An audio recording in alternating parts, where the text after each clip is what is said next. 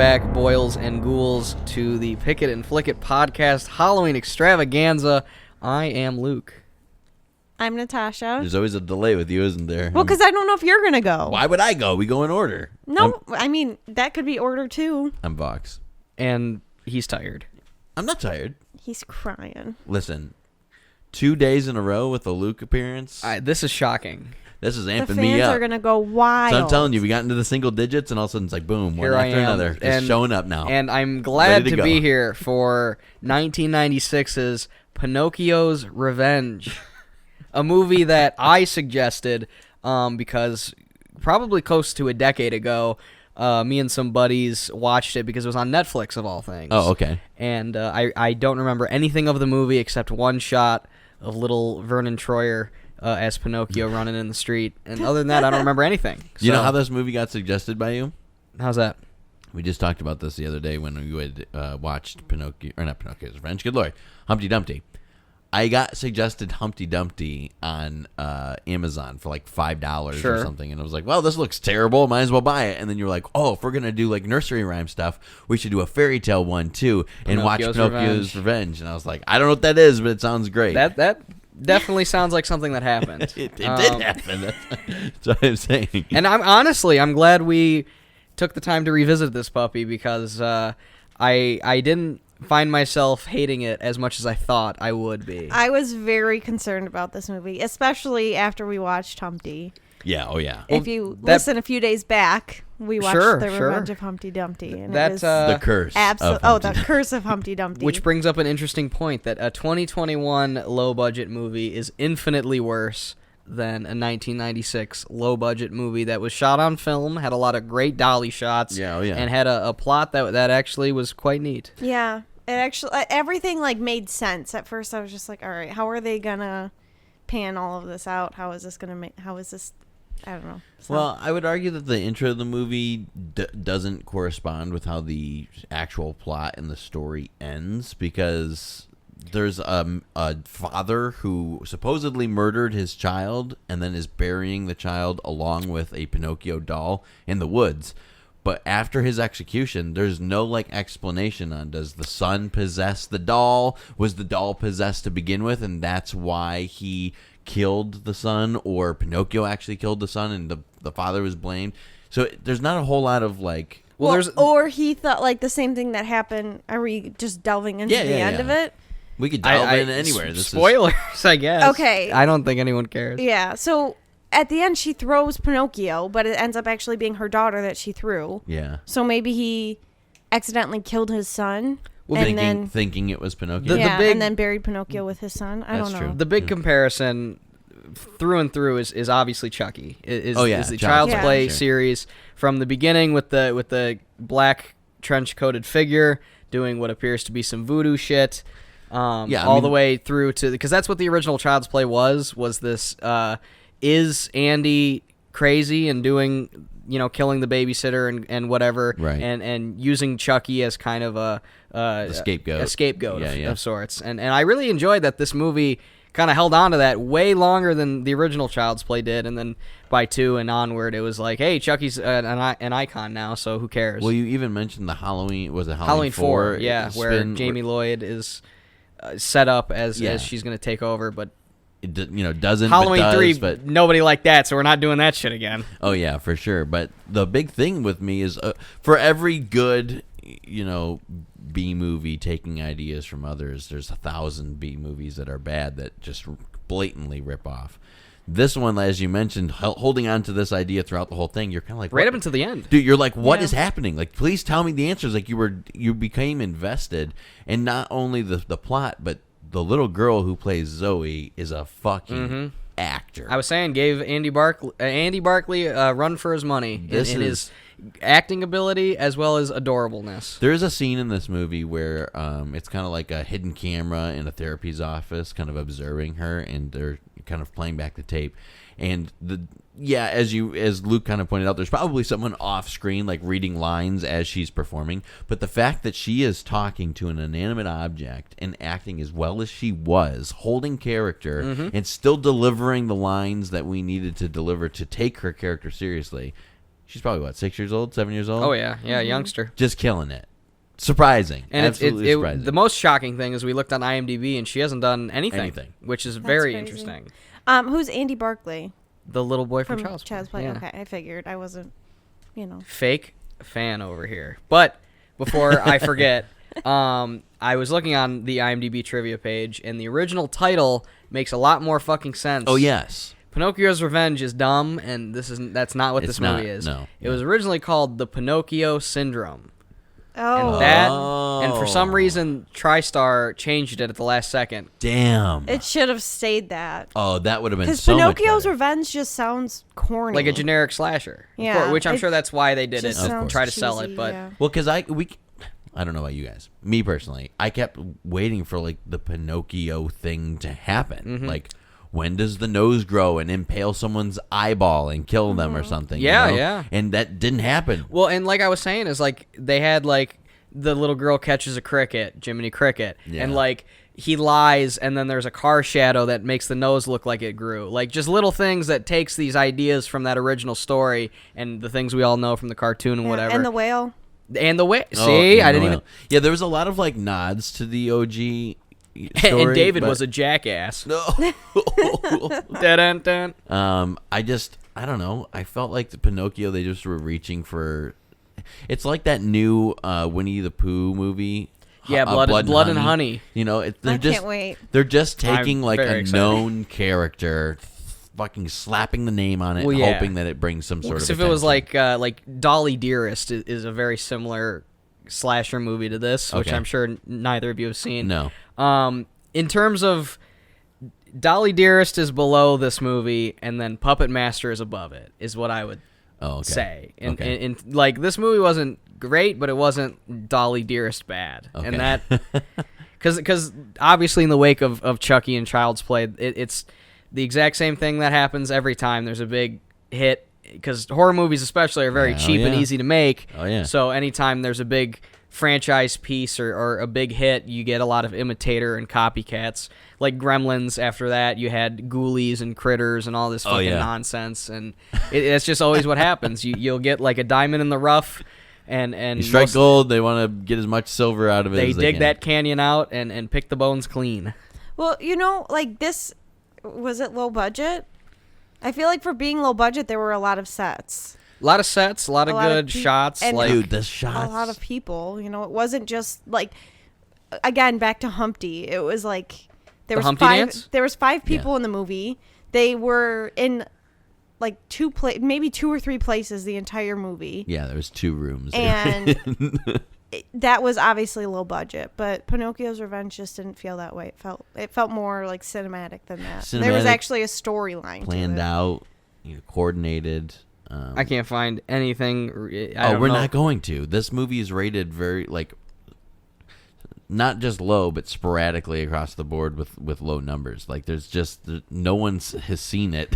Which honestly, I'm surprised more haven't, because in terms of the bottom of the barrel that horror movies can get, especially killer doll stuff, this wasn't as bad as I expected. I'm honestly surprised. There was one shot. I mean, you've mentioned the shots a few times now, but there was one shot that I thought was absolutely amazing, where she runs out after Pinocchio into the street. We're talking Zoe, and you can see the headlights of a car coming. I thought we were gonna have a Pet Cemetery moment. Yeah, and it come to find out it was 2 motorcycles that kind of split apart. Yep. At the last second to kind of open the road up a little more to go around her, and it was just like one of those like, holy shit! It was a real neat a cool subversion, shot. as Rian Johnson would put it. It subverted my expectations. Yeah. Absolutely averted it. So you could say this is the Last Jedi of killer doll movies. Fuck that. No, just well thought out. There was a lot of really cool things in this movie. And it was more like psychological than because horror. You only said there was one part that made you jump because you're the jumpy one of us. Yeah, when she got hit. Oh, with the fire poker. When the mom got hit. The mom or the babysitter? The mom. Oh, okay. Yeah, and the blood actually didn't look too terrible. Usually fake blood. Oh, for sure. Well, yeah, because I not too long ago I rewatched George Romero's Martin, which nobody's seen. I'm sure you don't even know what that is. It was one of his earlier movies, a vampire movie, and it's got that nice George A. Romero flavor of taking these ideas and taking basically a shit on how fucked up society is, but like the blood in that is like in the original Dawn of the Dead, where it's almost like melted crayon red, where it doesn't translate. And I love you, Tom Savini, but it has the orange hue to it. Yeah, that's how it's almost pinkish. That's how the blood was in Invasion of the Body Snatchers. Yeah. But it literally looked like he had melted crayon underneath his nose. Yeah, he probably did. But it was probably something else. Yeah, who was that? That had that. Oh my god. Why am I drawing a blank? He's in Jurassic Park. He shows his chest. Jeff Goldblum? That guy. Yeah. I don't know why I couldn't think of his name. Yeah, I drew a blank. Anyways, young Jeff Goldblum. Yeah, they had crane. You didn't say The Fly or anything else. You went with Jurassic Park, the guy. Well, you knew who I was talking about. It was it's a good reference. Well, listen, I know Ian Malcolm anywhere. That's funny. Expectations of this movie were quite low. Super low. And again, they were almost dinosaur bone low, to go back to Jurassic Park. I was expecting right. Good connection there. Thank you. I was expecting something that was just so blatantly Disney ripoff murder. Yeah, I was ready to just be like making fun of this movie the entire time. Which we did, a fair. We had to clown on it a little bit. But honestly, we do that with every movie we watch. Sure. There's not a single movie that we don't like sit down and go, what the fuck are they talking about? You know? But that is just... I was very shocked with this one, and I think, personally, my score is going to be higher than all of yours. I'm almost frightened to hear this. I think my score is going to be higher than because all of yours. We had our boy Ron Canada from one of my favorite films, Adventures in Babysitting. You know, I remember that guy. He just pops in movies fucking everywhere. He's the Carl Urban of like kind of second characters. Like, he's not like a B character because he was in a good portion of this movie. But he just kind of like pops up in everything. You just and every time you do the Leo, I know him. Yeah, and I can't remember what I knew him from. I looked up a bunch of stuff that Home he was Alone in. 2. Yeah, because I can just call out any cast that's in that movie. But no, I Donald know Trump. Him. Of course. Everyone's favorite. They're in Trump Tower in that one, right? Yeah, down the hall and to the left. Uh-huh. His magnum opus of acting right there. Which is great because Kevin goes down and to the right. Oh. So he gave him the wrong instruction, but he figured it out anyway. Oh, good for him. He is a savvy little kid. It's all right. I can't remember what he was in, where I know him from, his face, but he's in everything. He was the judge in Ted 2. Yeah, your favorite movie. I've never seen Ted 2. He was in one episode of The Office. Well, that doesn't mean anything. Well, which episode? Yeah, now we got to know specifically. One episode, 2013, Mr. Haskins. Literally, that's what it says. Oh, IMDb. Hold on. How you fail us. Mr. Haskins? Mm-hmm. That's his character name? Well, then we'll find it. Because Luke is relentless when it comes to info discovery, in case anyone hasn't known. That's right. A little shout out, Confused Reviews. Oh, yeah, I do that. He does stuff on that YouTube channel that would blow your mind. Periodically. Every now and then he drops a video where... Episode 17 of Season 9, The Farm. You're welcome. Oh, Thanks. The Farm. Go watch it. There you go. That was the one that was going to turn into the Dwight spinoff, but then they didn't want to do it. Yeah, and I'm glad they didn't. Glad they didn't. Yeah. They should have. No, you can't beat good things into the ground. That would have been another Joey situation. Good in small doses, but as the lead, we fall apart. Yeah, that's right. But it's okay. I don't have a whole lot more to say on Pinocchio's Revenge. This one's a quickie for sure. It's a B movie. You guys aren't going to mention... Okay, we'll mention it. I was waiting for you to mention it. I'll mention it. So listen, there's two rather attractive females in this movie. Very which attractive. I can't express to you how they are happy. Really pretty. Yeah, how happy I am to see a B movie that has attractive females who actually can act.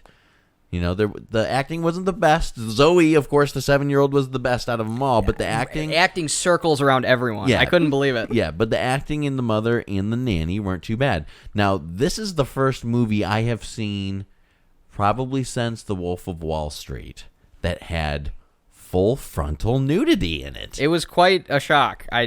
and it was a shower scene. You're waiting for the cut, and then you're like, oh my god, vagina! Like it well, was. I can't believe the amperage that you and I both got. Tasha's laughing at us we because we were just howling with excitement. The mom is like, okay, attractive, and you get to see her topless, and then what got me is the nanny, and I was like, nanny. Super attractive, so I'm ready for it. And then we get to see full frontal. We had a best of the worst moment where the whole crowd went, oh! yeah. And it was quite exciting. It was quite interesting to be there for that. Sure, I know that you're just like, no, boobs. All right, I have those. Yeah. Yeah. But it was allegedly. Supposedly. There was a sex scene, and then like what? 2 months Literally, later? The mom had a sex scene, and then the very next shot was a leg leading into the crotch shot, which. It was like a kneecap all the way up to the crotch, and I was like, oh, okay. And then it panned out, and there was some boobies, and I was like, wow. And then she turned around, hair going from completely soaked to dry, by the way. Not that I was looking at the hair the whole time, but... You can't just Amy Schumer my joke. That's exactly what I said. Call me Amy. You know, I can safely say this movie was quite a surprise, quite a shock, and I came up with the beautiful alternate name of Child's Plywood. Okay, that's fine. Honestly, it's still better than Pinocchio's Revenge. I honestly, Yeah. They should not have called it The Revenge. As we mentioned, not that good. There was no revenge. Yeah, who is he getting revenge on? Society. We don't know. Well, Society. I need answers. I need answers. Get the director on the phone if he's still alive. Tasha, 26 years later, and I need answers. tell us how we rate things around here. We rate things on a scale of 1 to 10. 1 being the highest, the lowest. Wow. 10 being the highest. Good say. Woo! And then we also rate things based on if we would pick it, meaning we would recommend it to someone, or flicking it, meaning that we watched it, so you don't have to. Well, like the nostalgia critic. That's I'm gonna have to say that every time. Well, have you been saying that every time? Pretty close. Yeah. Oh no. Pretty close. But she never watched the Nostalgia Critic. I would assume she did not. Yeah. So she just kind of like started saying it, and I was like, cool. Now in my head, all I can hear is Doug Walker screaming, and now we need to wrap this up. Oh no. Or I have a schizophrenic episode. Well, we'll start with you then, Captain Schizo. Pick or flick? I would actually pick this one, which I didn't expect going in. Tasha? Pick. Definite pick from me. Okay, and I come back to me on the number because I'm You're still teetering? I'm not sure. All right, Tasha? I'm not okay. You give us yours. You want to hear mine? Yeah, we gotta know. So I've been teetering too. Oh, dude, I'm fucking. I feel like I'm about to get a gender reveal right now. Like, what's my kid gonna be? I'm in between two as well. That's why I wish I could give halves. So I'm thinking that I'm gonna give this. Drum roll, please. A 6. I fucking knew it. No way you were gonna give this the same score as an Elm Street movie. Oh my goodness, my face is getting red. I'm shook. This movie was surprisingly good, and I really enjoyed. This was not a 6, but I'll concede. Tosh, what would you give this bad boy? I think I'm gonna do a 6 as well. What the fuck? What are you gonna give it? I'm giving this a strong 4. A 4. It was at a 3. Dude, you gave it a 3 when you fell asleep watching it. And you watched this whole thing, saw 2 sets of boobies, a vagina, a booty, and discovered that a 7-year-old can act better than 40-year-old actors. All things I knew before going into this puppy. I've seen The Goonies. You're giving it a 4. Yes. See, I respect your opinion. I struggle being like, okay, well, I give this movie this, so I have to give this movie lower. Yeah, I don't do that. It's just kind of like, if I no, I was just jazzing about that. If I could give halves, it'd be a 5.5. But see, I was teetering between. And if I had wheels, I'd be a bike.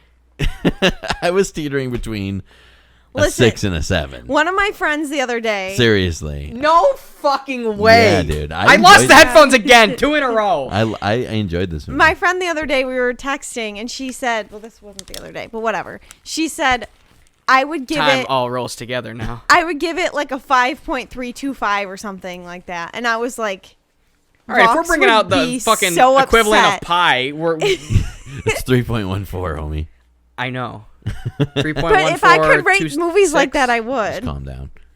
If I could rate it, yeah, well, you're a psychopath. 6.3. I think you're a psychopath after this discovery. Whatever. We need to get you in the padded room. Well, this is 23. So what do we have? 7 now after this? 8. 8 after this? Yikes. Oh yeah, 31 days, dumbass. If you have been following along, thank you so much for listening to all of our bullshit. And now they're stopping. They're unsubscribing after this. Done. This is it. I can't believe he gave a B movie the same rating as it's a B movie, but an A in our movie. Hearts. Oh man. If you haven't checked out all of our other movies we've watched this month, be sure to do so. We've watched a single movie for every single day in October. We have a few more to go, so be sure to subscribe. Or don't. Click that bell, as Luke likes to say. Do I say that? No.